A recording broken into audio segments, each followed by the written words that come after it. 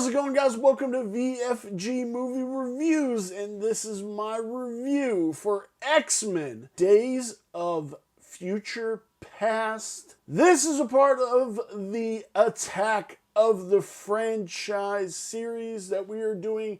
We are watching all the Fox X-Men movies leading up to Deadpool and Wolverine. Guys, if you can give us a like, give us a subscribe, help us grow in 2024, I'd sure appreciate it. We've had so many new subscribers to this channel, and I appreciate everything you guys do for me. Thank you so very much. It does mean an absolute lot. That is not just words.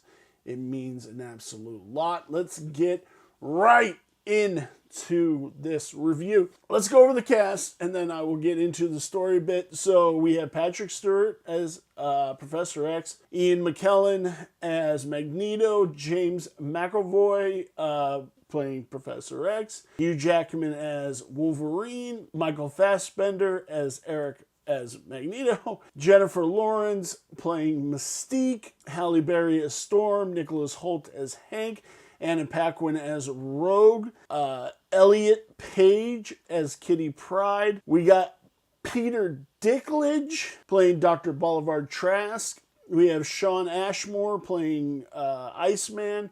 We have Omar Sy playing Bishop. Evan Peters playing Quicksilver.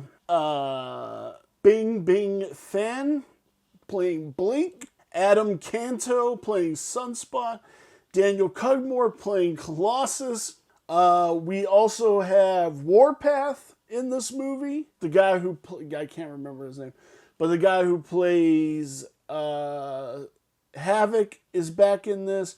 We also have a version of Toad in this. I think it's a version of Toad. And so the whole story is that Raven was captured and tortured and murdered by Boulevard Trask to make these super sentinels that can adapt and morph into anything they need to do to kill the mutants. They didn't just stop at killing mutants, they killed humans also, and they were eradicating anybody who helped mutants got killed also. There's little pockets resistance, and we instantly get into one of those pockets where it's Iceman, Blink, Colossus, Sunspot, Bishop, and Kitty Pryde.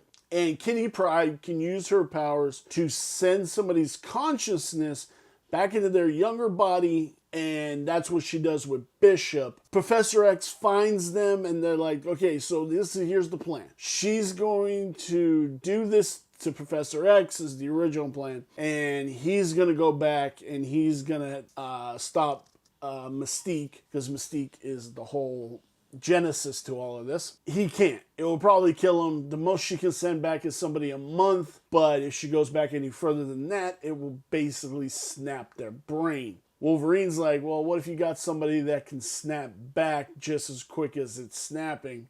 And he volunteers. So he gets sent back. Things happen. I'm not going to get fully into the full plot of everything, but I want to say some of these kills were the absolute just sad to see the X-Men die. Magneto has a great moment with Charles Xavier right on the brink of their death. Hugh Jackman is great in this. Again, I love Jennifer Lawrence, but I fucking hate the Mystique character. I really do. I absolutely do. She literally just becomes a plot, a MacGuffin, and that's it. We do get to see the first set of Sentinels, and they look pretty good, man. They could have made them a little bit more comic book accurate, because we kind of do get a comic book accurate Sentinel head in, what is it, X-Men United? I think that's when they do the Danger Room scene. But these guys, they look cool. They look cool. They're all made out of plastic that can't be magnetized, but Eric Lyncher, he fills them with metal for you can control them. And it all goes into that. There were too many threads in this movie. This movie is great. Not as good as the comic books, but this movie is damn fucking good. but there is so many threads that they're pulling on, which kind of just fucks up the story a little bit. We could have done without Mystique.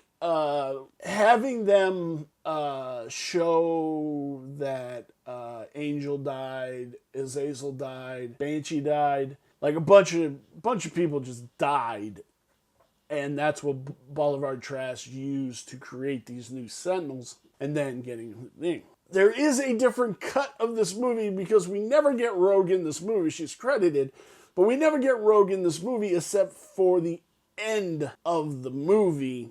But there is a cut called the Rogue Cut that actually brings Rogue into it because Kitty Pryde gets stabbed by Wolverine and she's dying. So Rogue has to absorb her powers basically and keep Logan's mind intact. I am going to cover it, but it is going to be after New Mutants.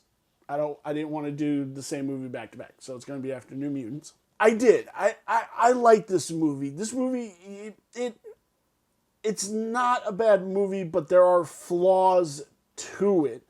Overall, it tells a great story. Days of Future Past is one of my favorite comic books, and I had both the issues, and it was one of my favorite reads of all time. But I feel like they just went too many different ways. It's kind of like this, and then they kind of bring it all at the end, which it's cool because you see all the cameos, and they retcon everything. I think everything is retconned after... No, because 2 would have to be...